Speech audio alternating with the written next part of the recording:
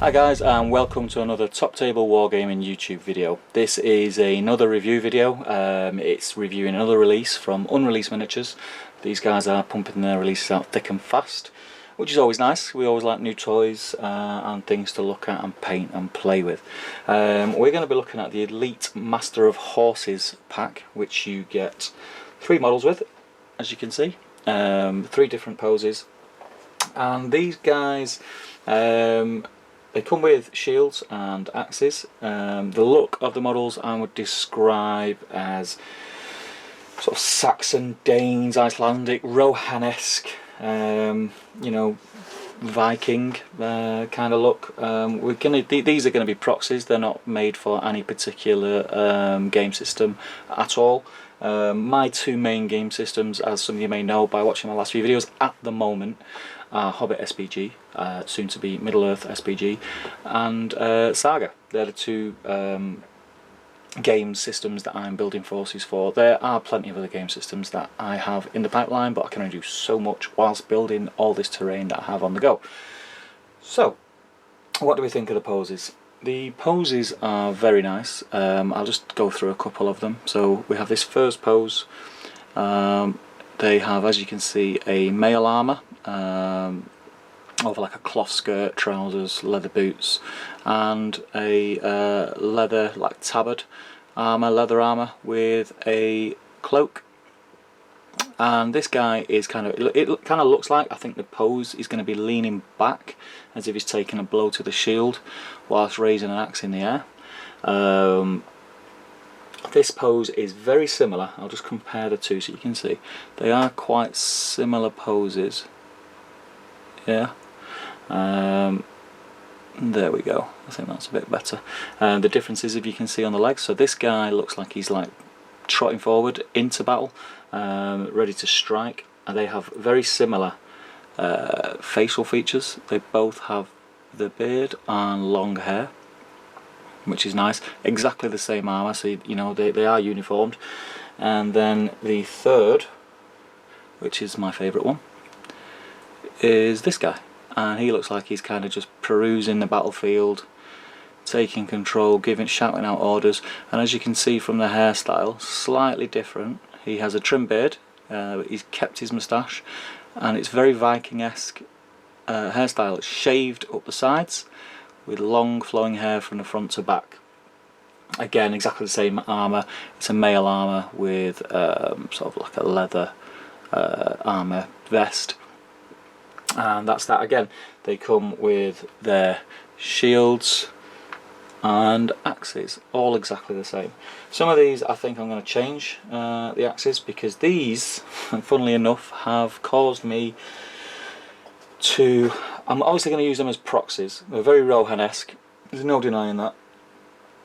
So I can use them as proxies for my dismounts, if and when I get to use Rohan. I was originally a Rohan player from the get-go, and then decided to go Gondor just because we had a Rohan player in the small group of players in the Northwest that they had, which you probably have well heard of who that is.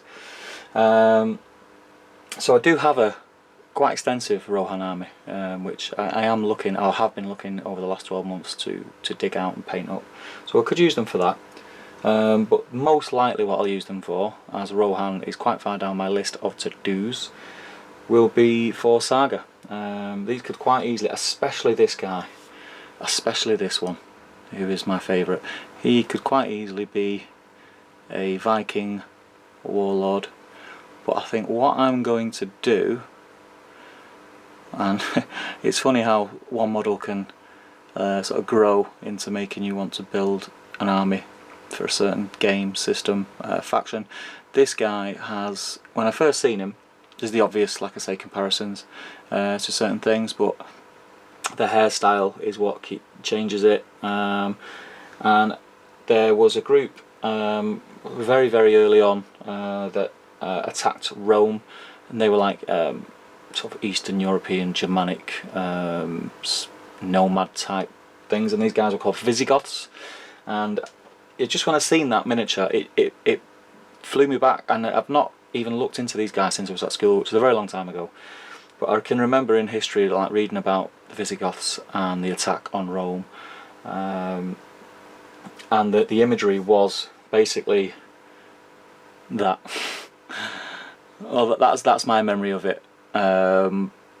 Yeah, guys like this, they were thugs. They were quite rough around the edges, very big guys, sort of barbaric, and yeah, just went in like murdering and not being very nice in Rome. But you know, some say Rome had it coming. But there you go. That's for another video, a history lesson. But I think I'm going to do a Visigoth themed force saga to go with my Vikings. Again, he could also be used for my Vikings, so it's multi-use. So what do I think of the sculpts and the models? I really like them. I do really like them. They're not the most exciting, just for the simple reason that I think we've been quite spoilt with poses and models over the past few months. This guy is very nice as a whole. I think these two are quite similar, but different enough to stand out differently on the battlefield. I think out of 10, I'd give them 7.5, around that mark. Yeah, I think. And the reason for the 7.5 and not higher is there is another miniature coming from a similar kind of theme who is slightly higher on the rating. But we'll come to that in another video. So yeah, so I'll say 7.5. Like the sculpts, very crisp detail, very nice. I think they're going to look awesome when they're painted. Again, painting these things makes a world of difference. The amount of times I've had a miniature that I'm not too keen on, and I paint it, and it totally changes my opinion. So these could quite easily jump from 7.5 to 9.5 with a bit of paint on. But yeah, these are your Elite Masters of Horses from Unreleased Miniatures. I hope you like the video. Let me know if you guys are going to pick these up, what you're going to use them for. Post us some pictures of when you paint them, because you'll probably get around to painting them before I will. And yeah, let's have a look. Let's have a look and see what we can come up with, guys, and show me what you can do. Alright, keep on gaming, guys, and I will see you in the next video. Take care.